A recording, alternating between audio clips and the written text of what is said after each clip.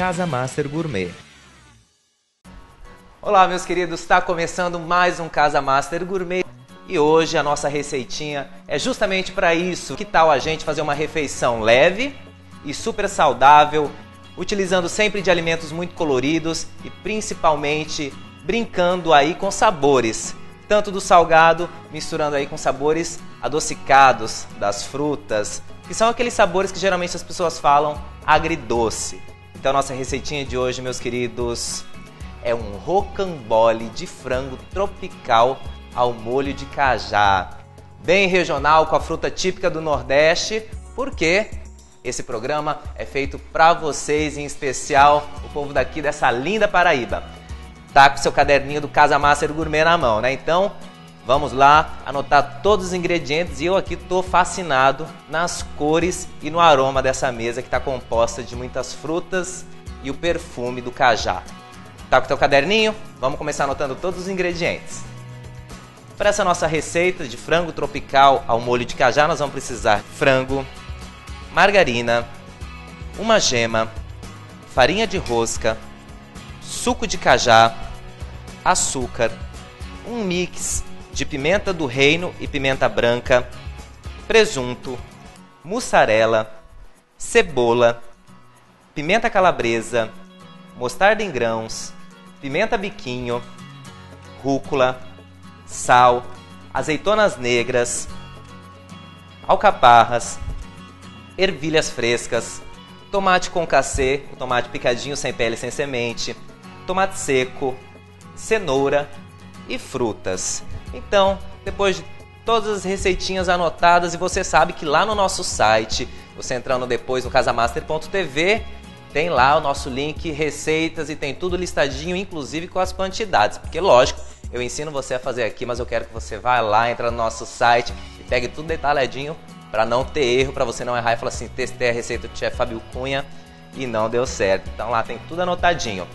Vamos começar, botar a mão na massa, que agora que a nossa mise en place está pronta, é a melhor hora, a hora que a gente vai executar o prato.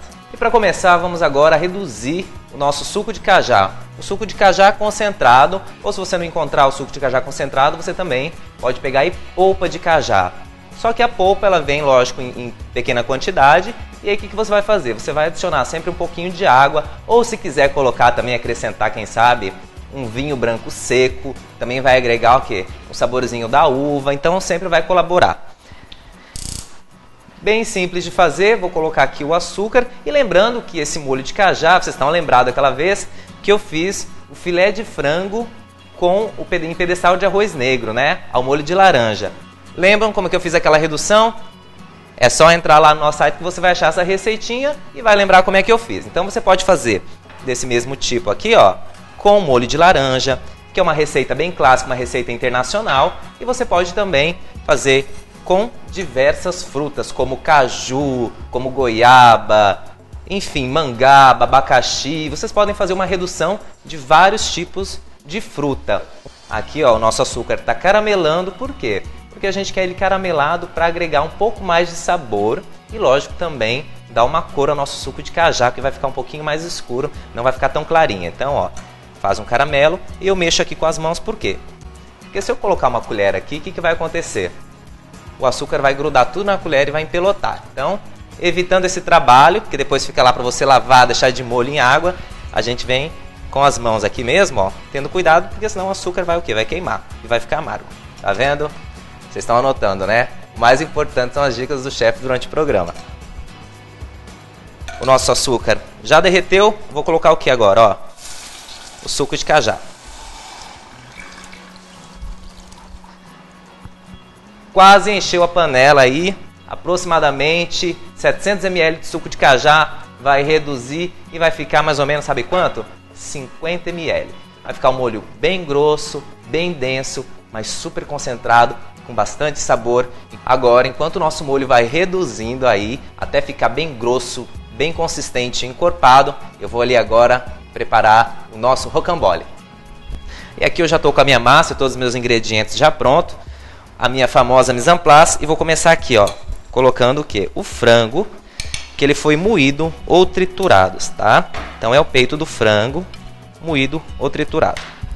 Na minha receita, eu gosto de utilizar aí, para mais ou menos 1 kg de frango, aproximadamente 400 gramas, 300, 400 gramas de bacon também moído ou processado. Por quê? Porque o bacon vai colaborar com sabor. O bacon tem aquele sabor defumado, né? E ele também, o bacon tem bastante gordura, então ele vai o quê? Manter o nosso frango sempre com uma carne úmida, né? Ele vai manter o nosso frango molhadinho aí. Só que como eu estou fazendo um frango tropical, eu vou o quê? Eu vou retirar o bacon, vou acrescentar um pouquinho de manteiga, justamente para isso, para não deixar a carne do frango seca, né? Aí eu venho aqui, ó, com a cebola, tá? Picadinha em brinoir, que é um tipo de corte. Cubinhos, quadradinhos, bem pequenininhos, que você vai testar aí a sua habilidade na cozinha. Aí, ó, coloquei e vou mexendo aqui. E por que eu vou colocar a cebola aqui na massa do rocambole e não no recheio? Por quê? Porque lá dentro é perigoso ela não assar direito, né? Porque ela vai estar em volta no frango e aí não vai ficar com um sabor muito legal. Então aqui na extremidade na massa, ela vai o quê? Ela vai soltar, ela vai aromatizar bem, porque a cebola ela é muito aromática e vai dar também sabor, né? Vai temperar a carne. Se for por dentro, não vai ficar muito legal. Aí o que eu vou colocar agora? Ó, vamos colocar um pouquinho de pimenta calabresa desidratada. É uma coisa que eu sempre dou dica, muito cuidado com produtos, com condimentos desidratados. Por quê? Quando um produto ele é desidratado, ele perde água. E aí o tempero, o sabor fica muito concentrado. Então, tome cuidado aí na hora de usar produtos desidratados. Agora eu vou colocar o quê? Para dar uma textura, para dar uma crocância na nossa massa, vou utilizar o quê? Mostarda em grãos. Ela não tem muito sabor não, né? Mas quando você come, quando ela quebra, que você mastiga, ela tem uma crocância incrível. Então, ó, vou colocar aqui a nossa mostarda em grãos.